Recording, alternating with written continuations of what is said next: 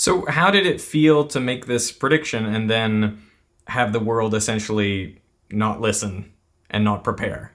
Well, there's no good feeling that comes on something like this saying, I told you so. If anything kills over 10 million people in the next few decades, it's most likely to be a highly infectious virus rather than a war. I just think back of could I have been more persuasive? But we've actually invested very little in a system to stop an epidemic. We're not ready for the next epidemic. How did you make such a prescient prediction?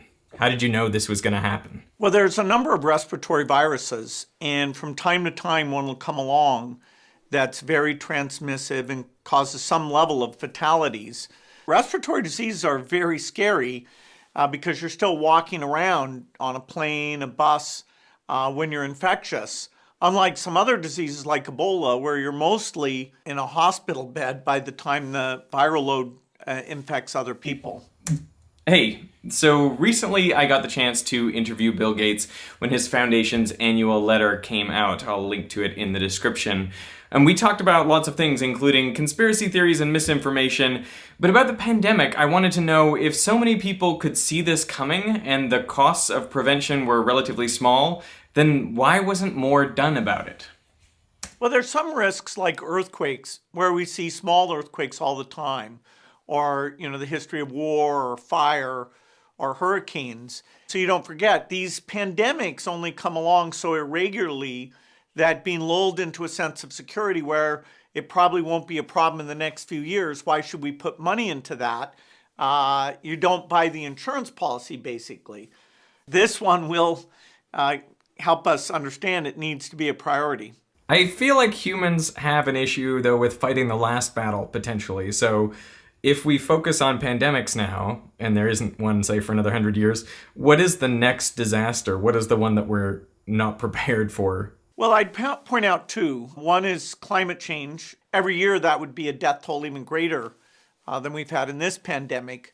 Also related to pandemics is something people don't like to talk about much, which is bioterrorism, that somebody who wants to cause damage could engineer a virus. And so that means the cost, the chance of running into this is more than just the naturally caused epidemics like the current one. It feels to me like there's something similar about pandemics and, climate change or like asteroid impact, which is that, they're not very tangible, but you could do a little bit.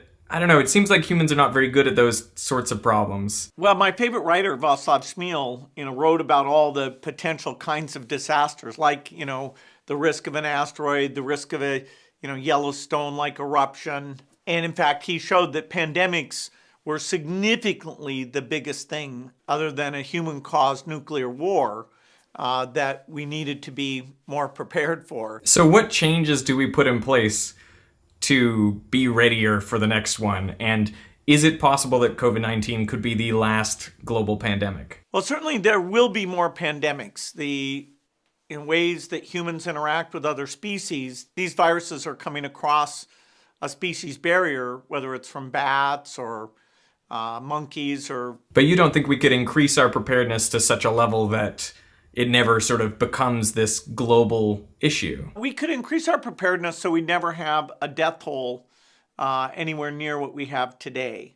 Pandemics can be worse in terms of the fatality. Smallpox was over 30% fatality.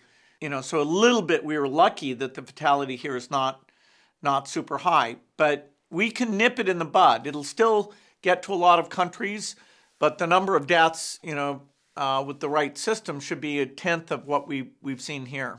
And the systems that you want to put in place so you can nip it in the bud, or sort of what are the key elements that we didn't have that we should have going forward? I would divide it into two sections. There's the field-based activity and the R&D activity.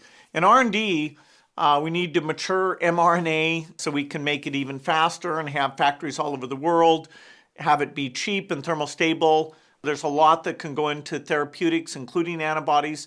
On diagnostics, having the ability to give 10 million PCR tests a day. Then in terms of the field, we need a lot of diagnostic machines all over the world, We need a team of epidemiologists. So the investments are about equal between R&D and the field-based group and information that should be constantly flowing. You know, I feel like there's a meta issue that is kind of above all of these issues, which is, you know, the way that people connect with reality and figure out what's true and what's not, and, you know, what information to believe. I've got to say that, you know, as I was growing up and coming into this information age, it seemed like the internet and all these tools were going to make the correct information so much more easy to access and bring us into a more fact-based world.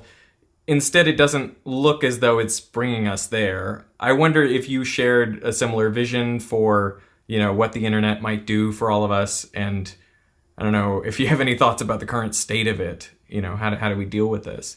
Well, the internet has done something fantastic, which is if you want to learn, you know, the people who watch you are, you know, getting an opportunity to understand science and what's going on. And that just wasn't there.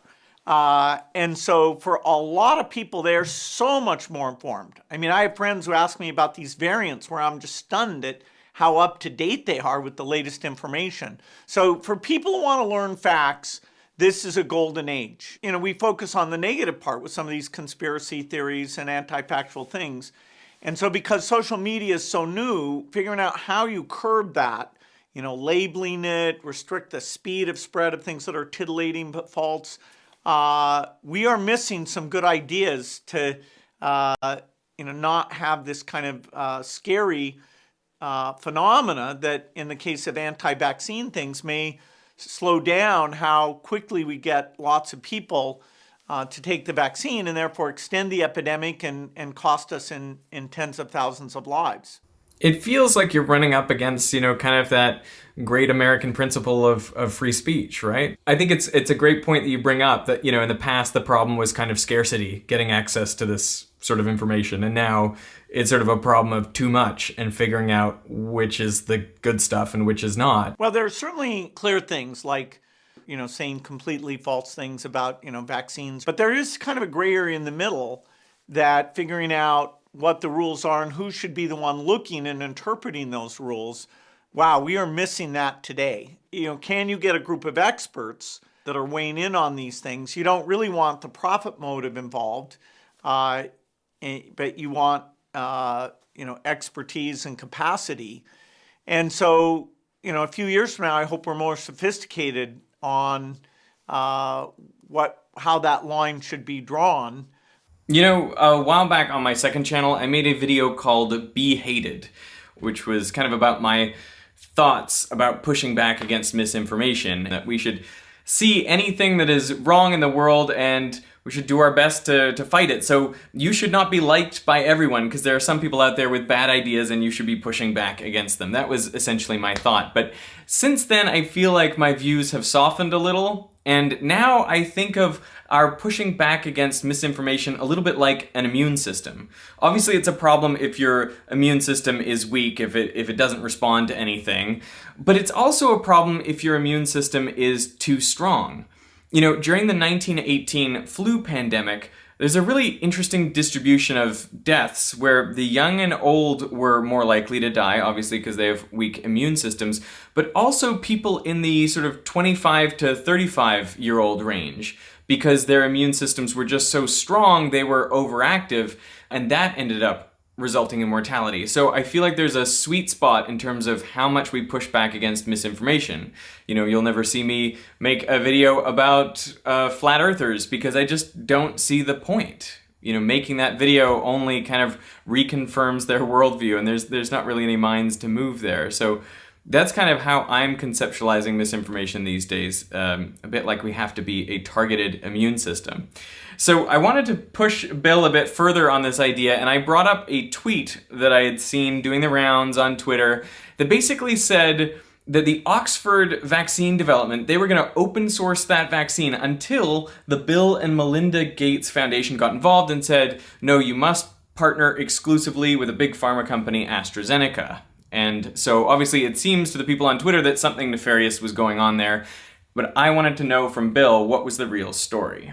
Well, making a safe vaccine is more complicated than, say, making a jet engine.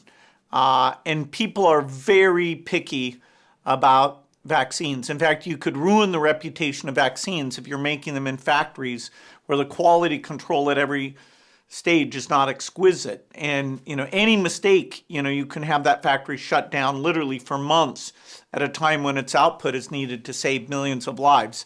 So vaccine factories are not something that you just, like open source code that you can take and, mess around with.